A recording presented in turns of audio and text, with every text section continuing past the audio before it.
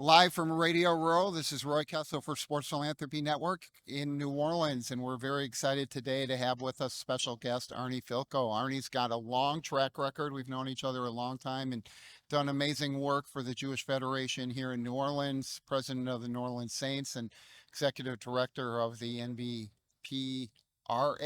Sorry, NBRPA. NBRPA. Um, Thank you for taking time out of your schedule to come down here. I know as a local, probably not ideal to come deal with all the tourists invading your town. We love everybody coming to New Orleans, and thank you for inviting me. But hope everybody's having a wonderful time. We take great pride in welcoming people from all over the globe, and nothing better than Super Bowl. It brings everybody. Well, you talked about it last night on your radio show in terms of the people of New Orleans welcoming us. I think everywhere we've been in town, the hospitality has been fantastic. But, as you know, we're here to talk about the philanthropy side and the community side of everything going on in the world of sports. You've been involved in it really, philanthropy your whole life, right? The sports world, much of your professional life. And so, talk a little bit about what you saw in those different capacities because you've really had an interesting opportunity to see it from Yeah. multiple angles.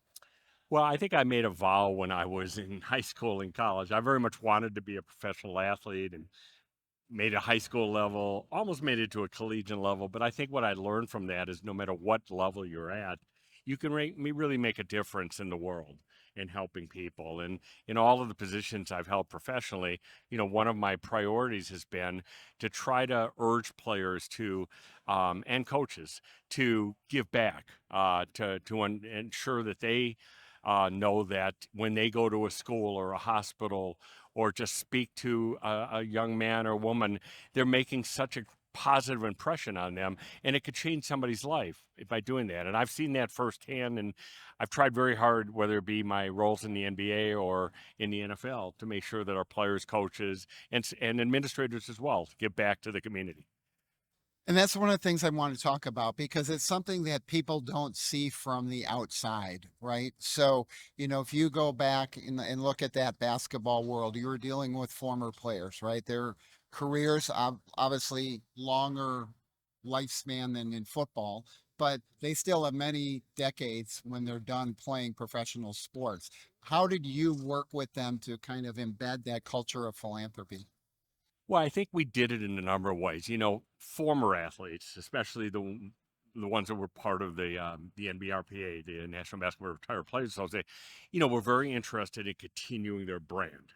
Especially the older guys did not make the money the younger guys did, and finances are still an important issue. So we tied it into the fact that they were still marketable at their university sites where they played high school, where they played pro, all of that. Once you dealt with the financial piece of it, we also emphasized the fact that they also had an obligation to kind of give back. And, we did it in many ways. We took players on trips internationally. We went to Haiti several times. We went to Israel, many other places, and Sandy Hook. And we just tried to emphasize to them that when they make these trips and the kids and the community sees them, not only does it enhance their brand, which creates financial opportunities, but you are doing something just very good for the world and very good for these folks. And, Roy, you know the Jewish phrase tikkun olam, which means repairing the world. And I have to say, I've tried to carry that phrase and mantra into all of my professional work.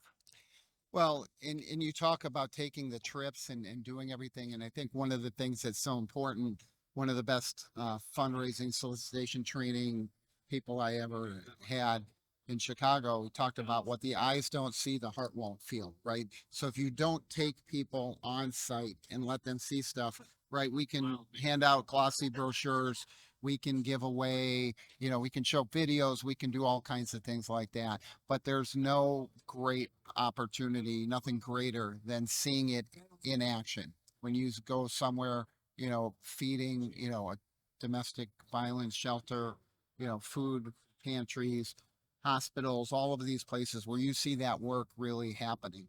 It's an amazing thing. I think maybe it started with Richard Nixon and ping pong diplomacy. And now I'm really dating myself, but when you take athletes to places around the world, I'll give you Haiti and Israel, for example.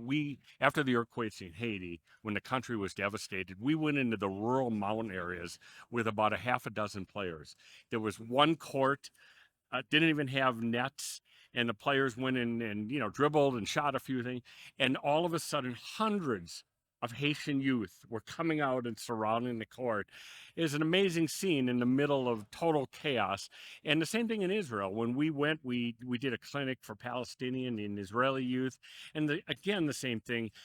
These we didn't take high level name players. I mean, they were middle level, nice NBA players, but it didn't matter who they were. It was the fact that they were there, they wanted to be there, and they wanted to help the youth. And again, the impact of sports is unlike anything else that we know in terms of changing the world and making it a better place. And you've created a model for a new organization here in New Orleans that you had started, right, to bring the community together to look at building a stadium and giving some additional opportunities. Talk about that. Yeah. So I have two things that I'm working on very heavily. One is the Ninth Ward of New Orleans, as people remember, in Hurricane Katrina, was really devastated. And unlike the Midwest, where every high school has a football stadium connected with it, we don't because of land limitations. There are only 2 or 3 places where our schools can actually play football and soccer. So I made a vow 5 years ago that we were going to build a beautiful first-class facility in the Ninth Ward. Happy to say we've raised 10 million so far. We got 2 million more to go. We're going to break ground hopefully this spring, and it will be something so beneficial, and the community is so excited about this. And the other project I have is called the Starting Block. It was a program I started with a famous chef here in New Orleans, the Chase family, Leah Chase. And it's a program where we take high school kids every year and we put them through an intensive program to learn about careers in sports. Tulane helps us and teaches the curriculum, and we also teach them about the ethics of sports as well. So these kids come out of it, with great knowledge, and if they want a career when they go on to college and pursue a sport management program, they've already got 2 years behind them of networking and education. And so very, very excited about both of these programs. Well, and it just goes to show you've been able to sort of assemble the collective wisdom from all your different roles and bring that to bear. You've developed great roots here in New Orleans, even though the roots go back to Wisconsin for all of us as Packer fans. They do. Excited to host the draft this year, so we're going to have a Go fun Pack time. Go, Go yes. Pack Go. Come back fun in Green Bay. Did you get a chance to get one of the cookies? Jenny, she passed to let's You've got let's Packer pass, cookie? we got Packer cookies.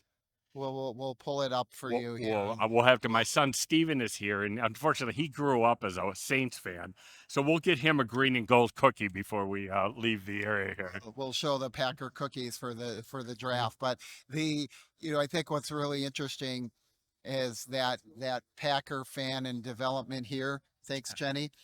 So you can zoom in. We'll zoom in on the cookie there.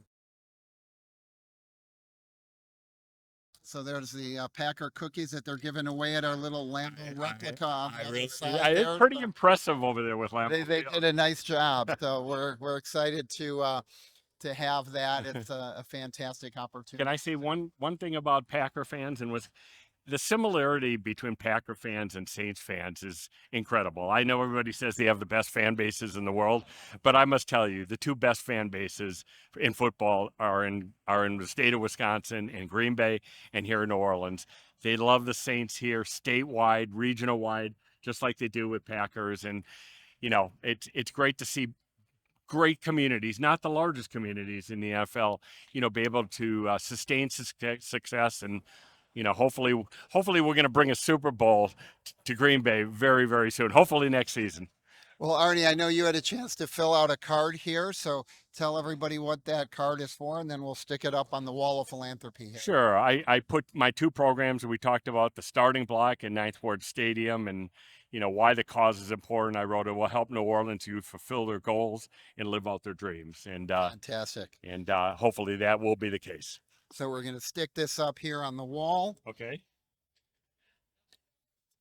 And congratulations on everything you've done here in New Orleans. Yeah. We look forward to following that success and collaborating together in so many more. And Roy, thank you for what you do at the network. It's it's very, very important. To me, it's more important than the X's and O's of sports. What you're doing, helping kids, helping countries, putting players in a place to give back is just really significant. Thank you for that. Thank you. We don't do it alone. As you see, we've got a lot of support and a lot of interest and a lot of allies. So we appreciate you being on our team. It's my pleasure. Thank you very much. For all of our viewers and listeners, this is Roy Kessel signing off for Sports Philanthropy Network, live from Radio Row at Super Bowl 59 in New Orleans. Please remember to live generously.